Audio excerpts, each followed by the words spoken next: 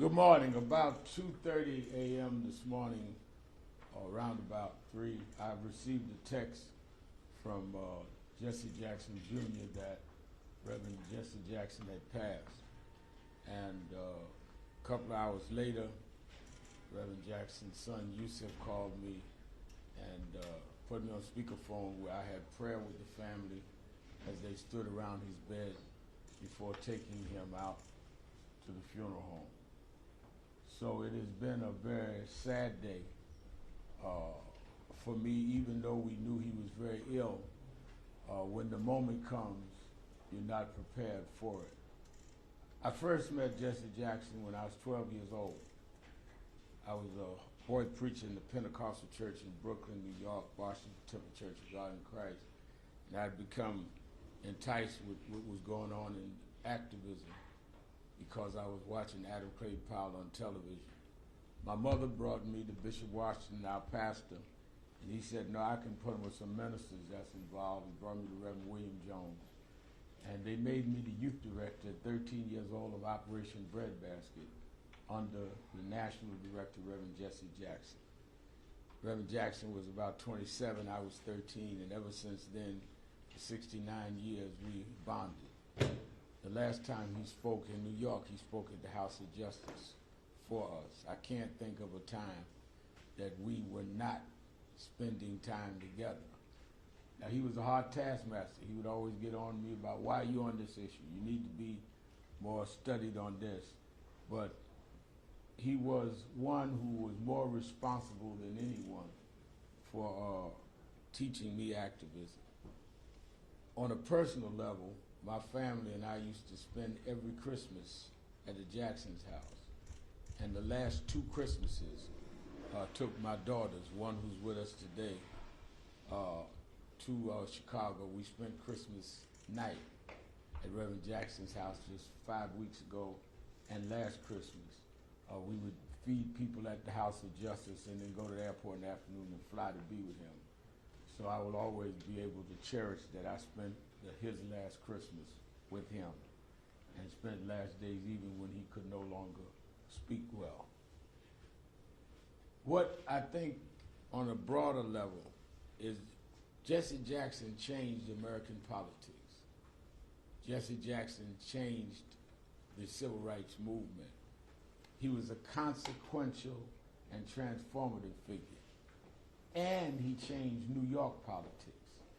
Let me go in that order. One, it was when Dr. King died, was killed in '68, he was talking to Jesse Jackson and Ben Branch over the rail at the Lorraine Motel in Memphis. And Reverend Jackson was literally one of the 2 last people to speak to him. I always wondered how much trauma that must have been for him to witness Reverend King's assassination. He never would talk about it too much, but it drove him. He kept saying, we got to keep Dr. King's dream alive. He was 12 years younger than King, as I was 13 years younger than him, and he would always challenge me that your generation's got to do what John Lewis and all of us that were younger than Dr. King did. He kept the movement going by keeping the economic boycotts of Operation Breadbasket going, by dealing with diversity, by fighting for affirmative action. You must remember when the late 70s and 80s, when Reaganism rose and there was this backlash on civil rights, Jesse Jackson took the front with John Lewis and others to restore what Dr. King had done. We romanticized the 60s like they were never challenged. They were challenged. We had to renew the Voting Rights Act every 5 years. We had to deal with state laws. And it was Reverend Jackson that did that into our era of having to deal with racial profiling and driving while black and all. We learned all that from him. It was in 1984, when he ran for president, that he changed the rules that primaries were governed by, where in pre-Jackson, if you ran in New York, for example, and you got 104 delegates and your opponent got 100 delegates, your opponent got all 204 delegates. It was Jesse that made it be, no, you get your 100, they get 104. With him changing it to proportional delegate representation is how Barack Obama was made the nominee. Hillary Clinton won more big states, but he was able to accumulate more delegate votes. So he literally changed the party in 84. And then in 86, the midterm elections changed because he had registered so many new voters that had not been calculated before that many of the states turned, and the U.S. Senate 86 became Democratic control and maintained a lot of the things that we would have lost under the Reagan era because Jesse Jackson registered those voters. In 88, he ran again, got 7 million votes, won the city of New York.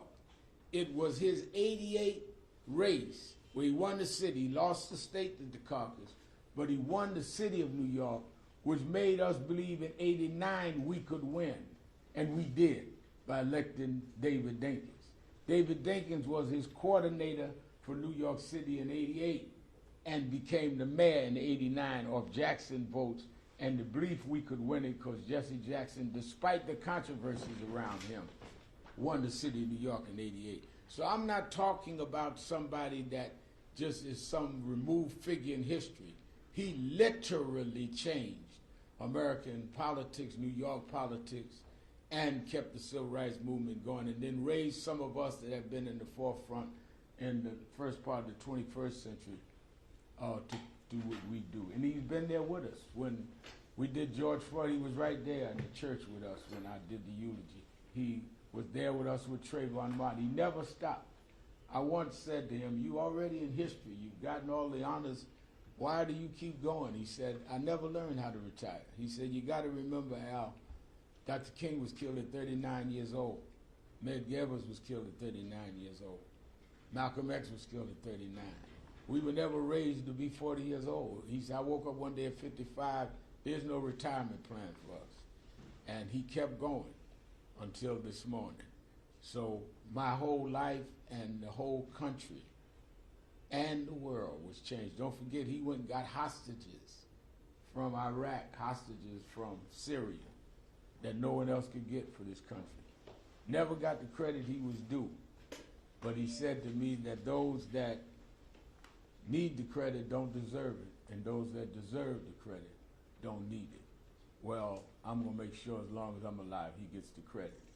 Reverend Jesse Jackson. On this Saturday, our regular Saturday Action Rally will be at the historic Mother Amy Zion Church.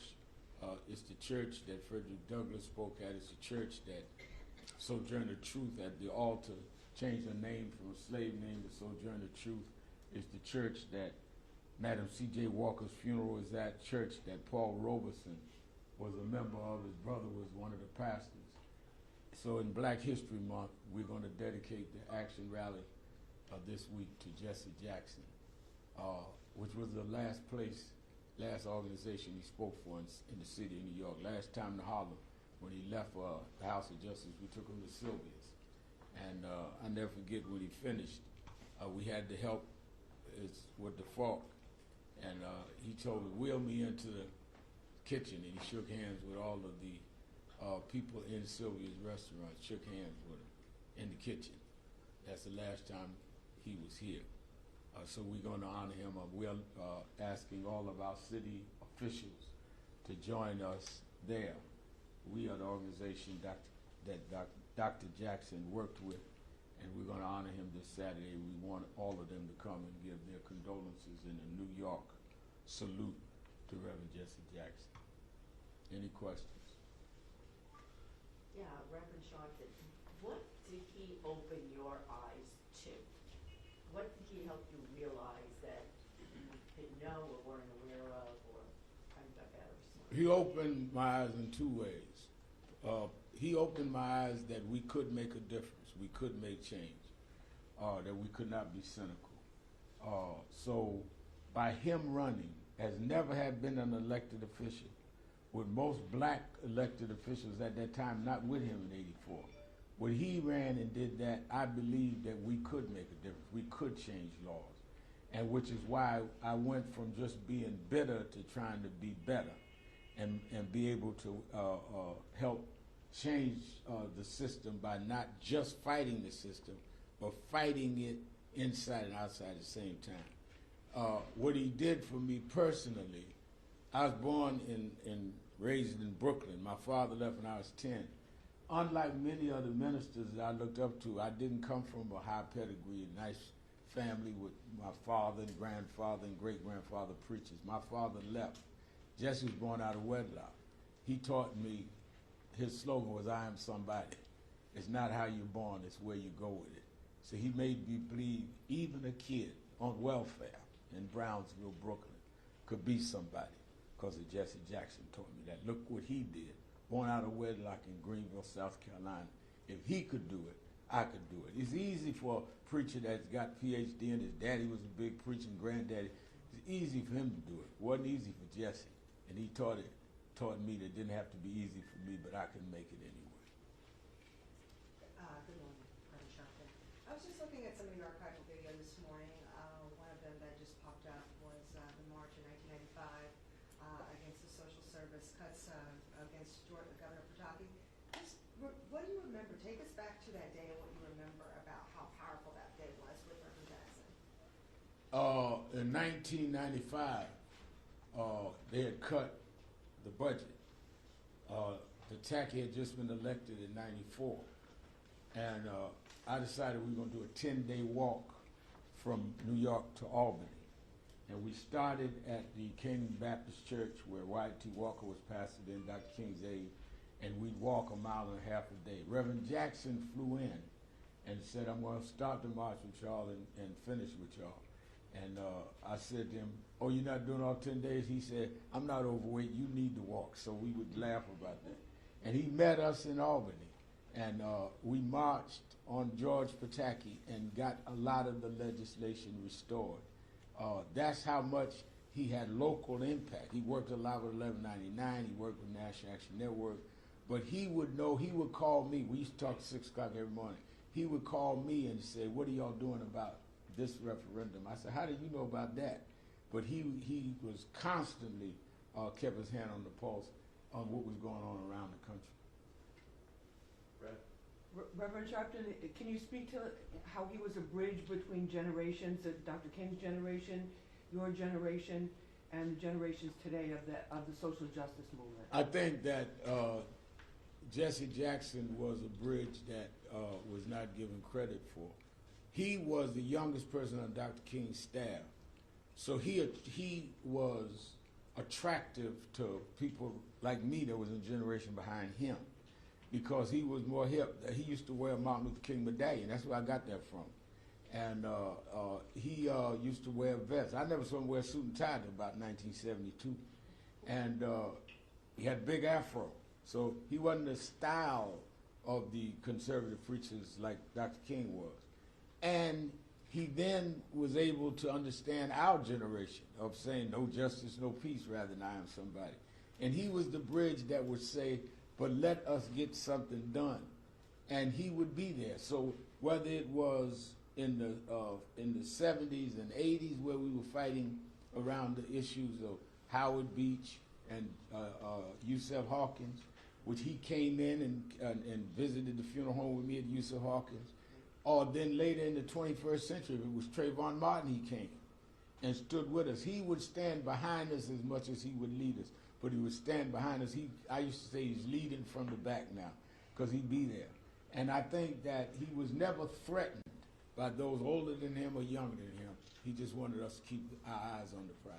And what about his commitment to peaceful protest and peaceful change at a time when there was a lot of violence? He was adamant that we always keep nonviolence, because he said you're going to, first of all, he said you must have the moral standing that those we're fighting don't have. And if you become as immoral as them, not caring about life and the like, then you are not fighting a cause, you're fighting for who can have more power. So he definitely would always say that. And he would always say to me, if he heard I was getting ready to do something, "Al, make sure that there is no violence. Make sure that you don't step outside of Dr. King's principles." And I think he also would always reprimand us about language, not only violence in terms of physical, but your language must communicate justice, not revenge. He was very, very hard on me about that. Brad, good morning.